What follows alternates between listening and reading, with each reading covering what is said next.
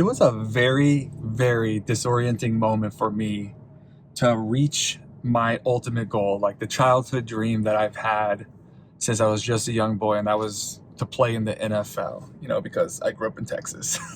But it was a very disorienting moment for me to reach the dream, but only to get there and to soon realize that I didn't want it anymore, right? Like it no longer had the appeal that it once had. And I don't think most people fully understand that the success, the goal that you are working towards is oftentimes the very thing that's going to lead you.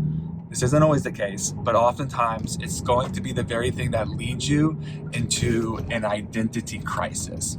And this is really important to understand, because if you don't recognize this, if you don't see it like this, you will, more times than not, misread the moment. And when you misread the moment, you will find yourself fighting against it instead of working with it. And so let's kind of break this down, why that's the case. The version of who you are that is working towards creating the success that you want, whatever that looks like, eventually you get into that success, or you achieve the goal, or you reach the dream, whatever it is.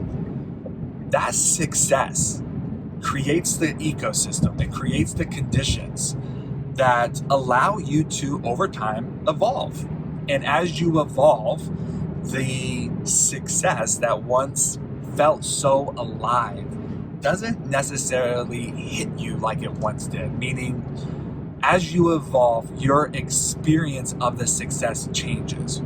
And sometimes that can result in a loss of motivation. Sometimes it can result in a loss of ambition. It can result in the vision that was once so clear and compelling, it now feels a little more unclear and, uncompelling. Is that a right word? I don't know if that's the right word. Forgive me. Hold on. And these are all clear signs that you are on the edge of an identity upgrade. Like, you are on the cusp of expanding your life by first expanding who you are. And if you don't see this as an identity upgrade, if you don't see this as life leading you into this inner evolution that's going to help facilitate the re-emergence of a new way of being, like, if you don't see it that way, you're going to misread the moment and you're going to fight against it. And oftentimes what happened to me is, when I was in the NFL, this dream that I had worked towards, I didn't see this as like an identity crisis. I saw this as a reflection of my inadequacy. When I got to the NFL and I realized that the dream, it wasn't registering like it once did.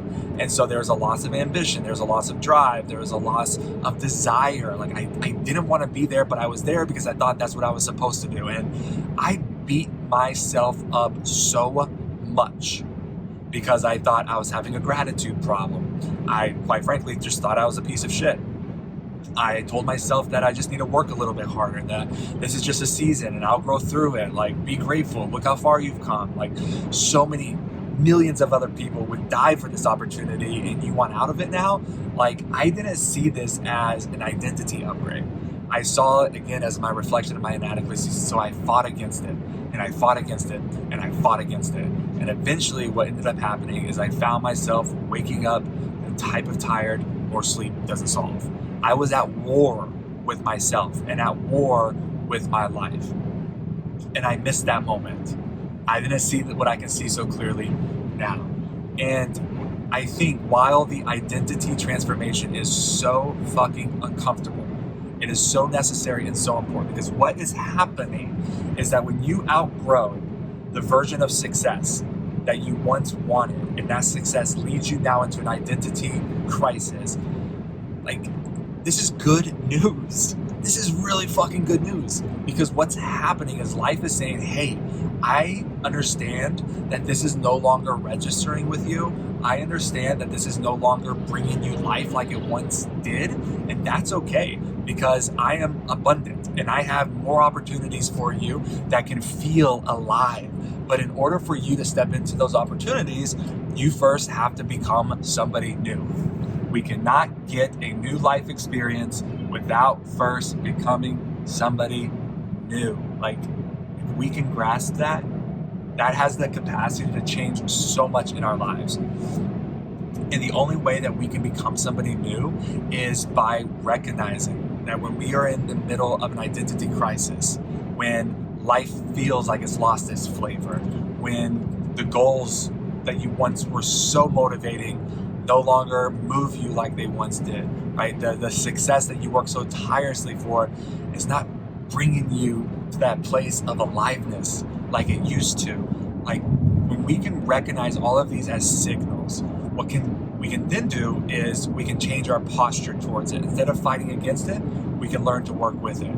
And so instead of beating yourself up, calling yourself ungrateful, and being critical of yourself, you're now posturing yourself and asking, okay, life, you are mirroring back to me a really uncomfortable situation right now.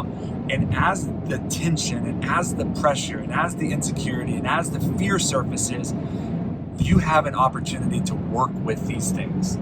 And when you work with it, when you work through the fear, when you work through the insecurity, when you work through all of these different challenges and discomfort, you inevitably become somebody new. You begin to embody a new identity, a new way of being, which prepares you to step into what is next in your life. And so, point of the story and the point that I'm trying to make is, if you're in a place where the success, the goals, the dreams, the life that you are so grateful for, it doesn't just feel like it used to, that's okay. It's uncomfortable, but in the end, it's a good thing. And I need you to know, it is not a gratitude problem. More often than not, it is not a gratitude problem.